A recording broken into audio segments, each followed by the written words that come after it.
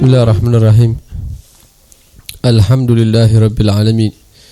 Wa bihi nasta'inu ala umurid dunya waddin. Wassalatu wassalamu ala ashrafil anbiya'i wal mursalin, Sayyidina wa maulana Muhammad wa ala alihi wa sahbihi ajma'in. Amma ba'd. Alhamdulillah, malam hari ini diberikan hidayah oleh Allah Subhanahu wa ta'ala, sehingga lisan mulut kita yang sebenarnya tidak pantas untuk bersalawat kepada Nabi SAW, malam hari ini digerakkan oleh Allah Subhanahu wa ta'ala untuk memperbanyak salawat kepada Nabi SAW. Alhamdulillah. Jadi jangan ada di antara kita ketika menghadiri majelis-majelis seperti ini merasa berat untuk bersalawat kepada Nabi SAW, karena sesuai kadar banyak atau sedikitnya salawat kita kepada Nabi SAW, maka sebesar itulah kebahagiaan yang akan kita terima nanti di akhirat, dan sedekat itulah kita akan berkumpul atau duduk bersama Nabi SAW, karena Nabi SAW bersabda, agrabukum ilayya manzilatan yaumal qiyamah aktsarukum alayya salatan. Paling dekatnya manusia nanti tempat duduknya denganku di surga Allah, yaitu manusia-manusia yang paling banyak memperbanyak salawat kepada Nabi SAW. Karena itu jangan sampai terlintas dalam hati, suwe ini sholawatan rek. Ya misalnya terlalu banyak ini. Biasanya maulid tiba ini, ya Rabbi ballighul wasilah, ya Rabbi khussau bil fadilah, kan gitu. Ini gak dibaca siji ya. Tambah suwe nak boleh-boleh ya.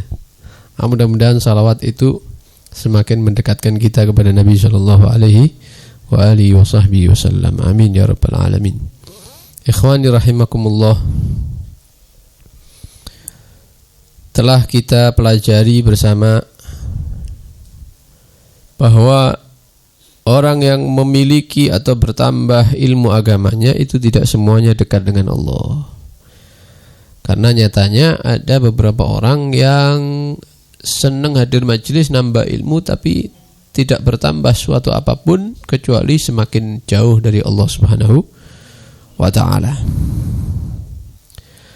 Kemudian dikatakan, maka ketahuilah dari apa yang kita pelajari bersama bahwa keutamaan untuk orang-orang berilmu itu ternyata bisa batal. Keutamaan yang seharusnya diterima oleh orang-orang yang berilmu itu, yang senang hadir majelis ilmu itu, ternyata keutamaan yang seharusnya mereka dapat itu ternyata bisa tidak jadi gitu. Wurung. Sudah mau ditransfer, wurung.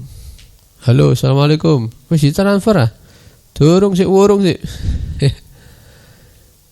Le wurung ya apa ya? Maksudnya apa? Iya, salah alamat, duduk Ahmad sampean. Ya, keliru. Tidak jadi. Ini fadilah mau dikirim sama Allah untuk orang-orang yang berilmu. Mau dikirim untuk orang-orang yang hadir majelis ilmu, ternyata batal. Wurung tidak jadi. Kenapa keutamaan itu tidak diberikan? Karena orang yang berilmu, karena orang yang senang hadir majelis ilmu ternyata tidak mengamalkan ilmu yang dia dapat. Sehingga Nabi SAW bersabda, asyaddun nasi azaban yaumal qiyamah alimun lam yanfa'hullahu bi'ilmih. Nabi SAW pernah menyatakan paling pedihnya azab seseorang nanti di hari kiamat. Siapa? Apakah orang kafir? Apakah orang yang mengatakan Tuhan itu bukan Allah tapi patung? Apakah orang yang ahli maksiat? Apakah orang yang tidak pernah sholat? Yang azabnya paling pedih nanti di hari kiamat itu siapa sebenarnya?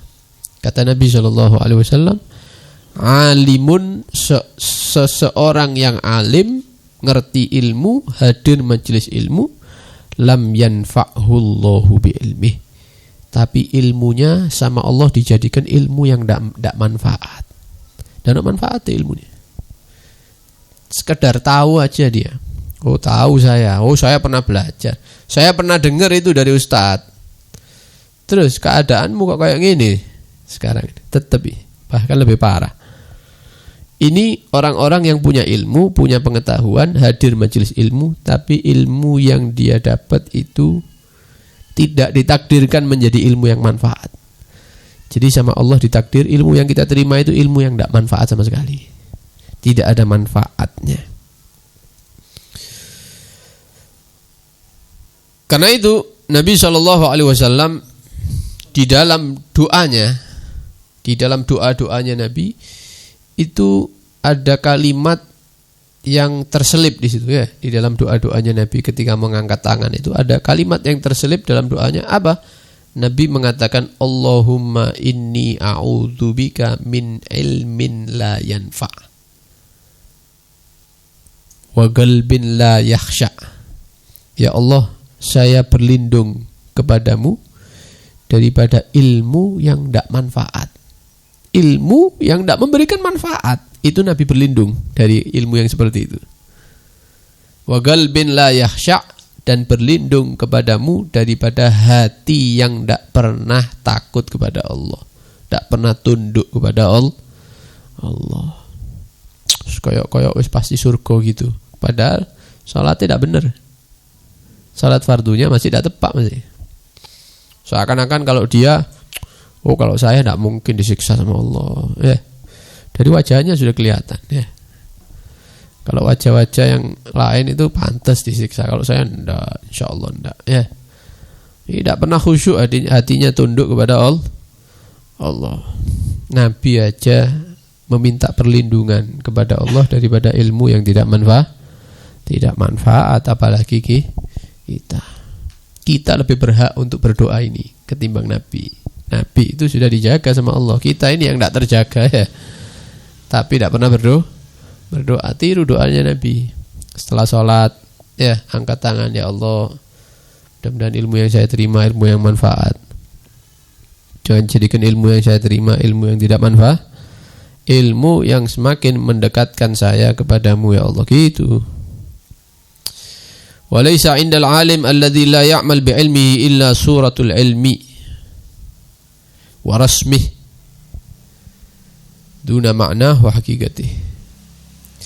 Orang itu kalau jadi santri, punya ilmu, belajar kitab, lulus pesantren misalnya, pernah mondok setahun 2 tahun, keliling hadir majelis. Ini orang-orang berilmu ini ya, memiliki ilmu, mendengarkan ilmu, mengetahui ilmu. Tapi dia tidak mengamalkan ilmunya, maka apa nilainya orang ini? Seperti gambaran. Seperti gambar itu ketok santri. Dari mana? Kopian, sarungan misalnya. Kemudian bawa pulpen, bawa buku misalnya. Dilihat dari jauh, waduh santri ini kayaknya. Oh ini ahli majelis ini kayaknya. Assalamualaikum. Mau kemana? Saya sudah terlambat mau ke majelis. Kan tepak kan? Sketok tuh modelnya ya. Dari nampak luarnya ini adalah orang-orang penuntut ilmu, nyari ilmu ke majelis-majelis ini. Geledek tidak tahu sholat sunnah. Ternyata di belakang itu semua sholat subuhnya 5:30. Ya, ternyata si wakekah kari tidak tuku mana wis. Ya, tidak ada. Jadi dia cuman gambaran saja. Ya, tampak luarnya saja santri, orang ilmu, orang pencari ilmu. Tapi maknanya, ya, hakikatnya tidak ada, kosong. Karena duit monopoli kan. Ya. Walaupun sing dipersisno, persis kayak duit asli wis. Ya. Podo mendak kurang lebih. Ya, kurang lebih podo. Cuma dikeliru-keliru didik wedi pemalsuan ya. Hampir sama. Cuma lek kon gowo gaya bayar bensin di pom bensin ya dicekel itu. Pak, sampean waras, Pak. Ini uang monopoli, Pak. Oh iya, keliru. Anak saya tadi masukkan ke saku misalnya. Podo, gambarnya sama, tapi nilainya bisa dibuat beli dah? Tidak bisa. Itulah orang yang kopian, orang yang takwan, orang yang sarungan, orang yang go pulpen nang di, go catatan, tapi di belakang itu tidak tahu mengamalkan ilmu. Kayak duit monopoli ente ini. Ente ini uang monopoli, tidak bisa tuku, percuma. Ya, percuma. Itu mainannya anak-anak itu. Jadi gambarannya saja yang ada itu seakan-akan mencari ilmu, tapi hakikatnya tidak ada. Sehingga sebagian kaum saleh yang mendahului kita, mereka menyatakan al-ilmu yahtifu bil amal. Ilmu yang ada di hati kita ini selalu memanggil kita untuk mengamalkan dia. Ilmu yang ada dalam diri kita ini ya selalu ngejak-ngejak. Ayo amal saya ini amalkan. Jangan cuma didengar saja. Jangan cuma diketahui saja. Ayo kapan mau ngamalkan Anda? Terus dijak ente itu, kita ini dijak. Ayo amalkan. Fa in ajabahu, jika orang yang diajak ini menjawab panggilan tersebut, artinya mengamalkan. Oh iya, jadi ini ustadz ini si anak tak ngelakoni aja guys. Oh katanya ustadznya itu begini, berarti selama ini saya keliru, tak rubah aja sekarang. Oh katanya itu di kitab begini, berarti seharusnya saya jauhi. Ya wis tak jauhi mulai sekarang. Ajabah. Dia menjawab panggilan ilmu. Wa illa diajak. Tidak ada jawaban dari kita, irtahal, maka ilmu itu akan pergi meninggalkan kita. Ilmu itu pergi meninggalkan kita. Ya. Berarti lek wong alim ndak ngamalkan ilmu oleh seminggu bodho ngono ta? Bukan ya. Duduk langsung hilang apalane gitu ndak. Ya. Terus ndak ngerti apa-apa maca Quran ndak iso misalnya ya. Loh, kok ndak ngamalno ilmu model ya? Baca Fatihah wis ndak hafal saiki misalnya. Ndak, tetep Fatihah hafal dia. Yasin hafal, tahlil hafal, sembarang ilmunya masih ceket di otaknya dia. Loh, maksudnya ilmu pergi meninggalkan dia itu apa maksudnya? Maksudnya yang hilang itu adalah rohnya ilmu.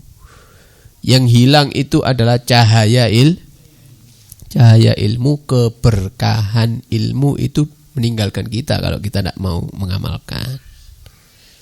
Apalane sih tetap hafal Quran. Ente tidak ngamalno ilmu padahal seeling itu eling. Subhanallah, berarti salah kitab benda. Tetap hafalannya ada. Kitab-kitab dihafalno, kalam-kalamnya ulama-ulama dihafalkan. Tetap hafalannya ada, tapi barokah ilmunya tidak ada. Cahaya ilmunya tidak ada.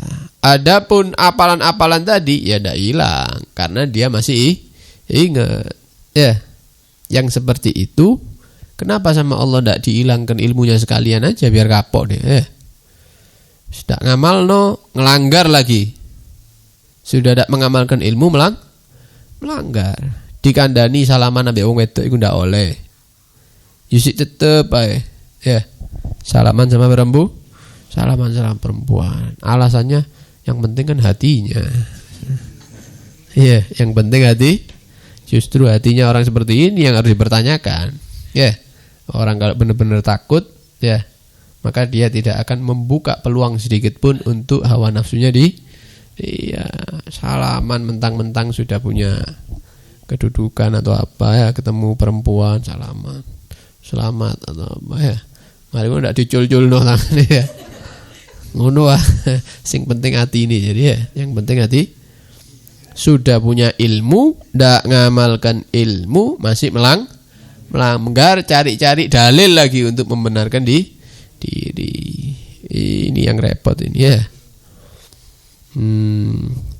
coba ditakdir langsung hilang ngono ilmu langsung bodoh langsung bahlul lah enak Kenapa sama Allah ditetapkan hafalannya ada, ilmunya masih tetap ada? Ditetapkan sama Allah memang, tidak dihilang. Supaya nanti ketika dia mati, ilmu itu masih gabung sama dia. Nanti akan menjadi saksi yang menuntut, memberatkan dia di hadapan Allah Subhanahu wa taala. Ilmunya ditetapkan supaya menjadi saksi yang memberatkan dia di hadapan Allah Subhanahu wa taala. Na'udzubillah min dzalik. Tapi sik manfaat iku, Ustaz. Bib, orang itu Bib misalnya. Dia masih ngajar di rumahnya, ngajar ngaji misalnya. Atau ono ngopo gini diajari misalnya.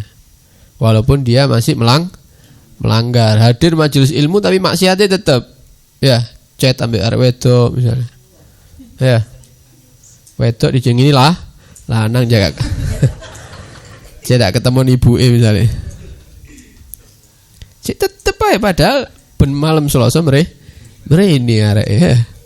Tetep maksiat. Ono wong wedok noleh ping 3. Ya.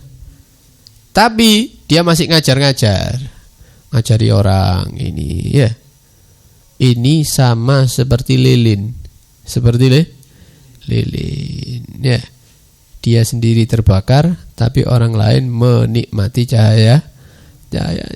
Yang lain ngaji sama dia, Halib, Pak misalnya, Abata misalnya. Guru ngaji. Ya. Tapi seneng delok film porno tapi. Duwe ilmu padahal. Nah, ini seperti lilin. Dia menyinari sekitarnya tapi dirinya sendiri terbakar. Enak dah?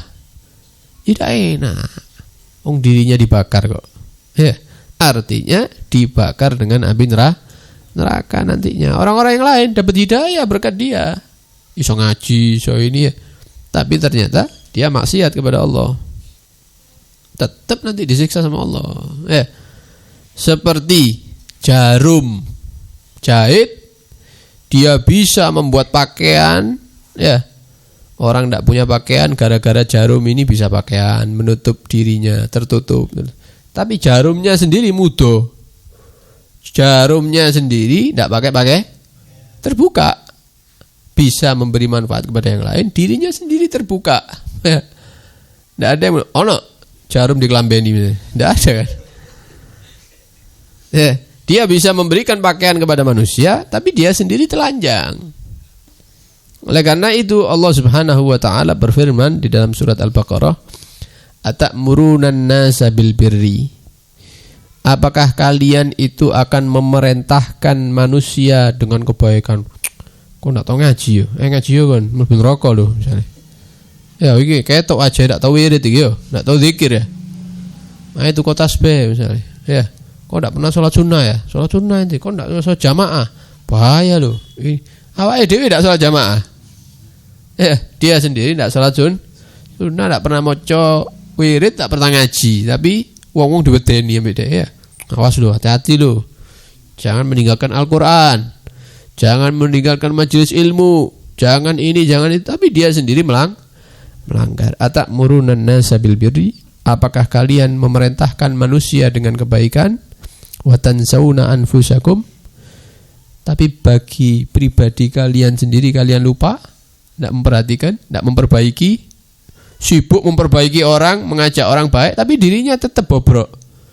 Tambah lama tambah maksiat, tambah hancur dia. Wa antum tatlunal kitab, padahal kalian membaca kitab, hadir majelis ono kitabe, ono ayat Al-Qur'ane, ada hadisnya, ada kalam ulamanya, moco kabeh. Cuman tetap kayak ngono keadaannya.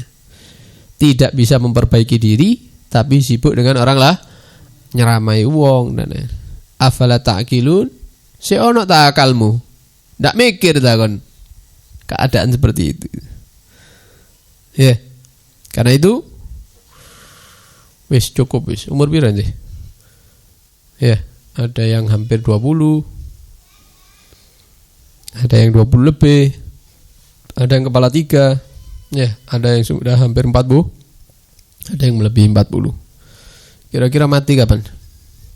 Tidak tahu ya. Mungkin nanti malam. Karena tonggo-tonggo iku ya moro-moro mati ngono kan ya, ana janjian. Misalnya jam 09.00 ojo 10 ae misalnya. Enggak ada. Teman-teman kita juga ada yang saumuran kita, SD bareng kok, SMP bareng kok, SMA bareng. Wis mati dime. Saumur padahal.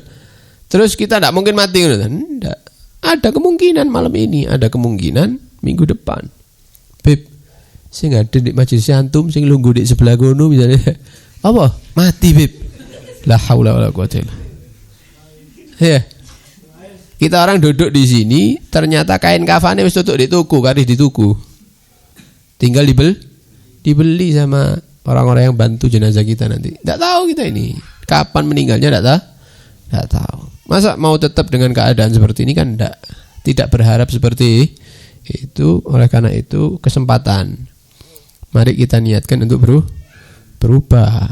Ya, mulai saat ini malam ini kita kembali kepada Allah Subhanahu taala. Wis cukup wis kakean maksiat wis bertahun-tahun. Ya. Wis cukup ndelok wong wedok sampai blendek sampean. Ya.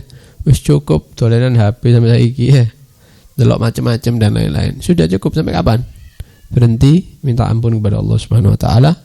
Ya, kemudian perbaiki diri, kumpul dengan orang-orang yang baik, hadiri majelis-majelis ilmu, bekerja di niat yang baik, ya, diniatkan bantu keluarga dan lain-lain. Kemudian perhatikan sholat jamaah dengan harapan mudah-mudahan keadaan kita selalu diperbaiki oleh Allah Subhanahu wa taala, dirubah dari suatu keadaan yang buruk menjadi keadaan yang baik. Dari keadaan yang baik menjadi yang lebih baik. Terus semakin hari, semakin minggu, semakin sempurna sampai bertemu dengan Allah Subhanahu wa taala dalam keadaan Allah ridha kepada kita dan kita ridha bertemu dengan Allah Subhanahu wa taala. Amin ya rabbal alamin. Wassallallahu ala sayyidina Muhammad wa alihi washabbihi wasallam. Walhamdulillahi rabbil alamin.